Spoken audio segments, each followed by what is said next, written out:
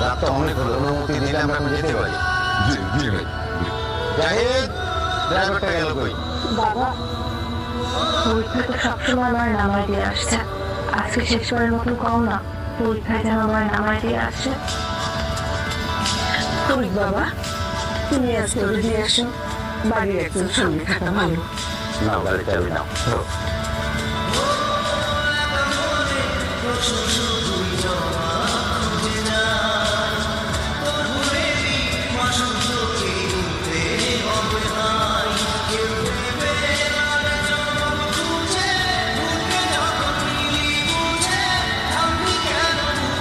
কোনোদিন বলতে পারিনি তোরা আমি কতটা ভালোবাসি, অনেক বেশি ভালোবাসি গেছি তোর সাকি ভাই বলে, কারণ আমার কাছে তুই জীবন।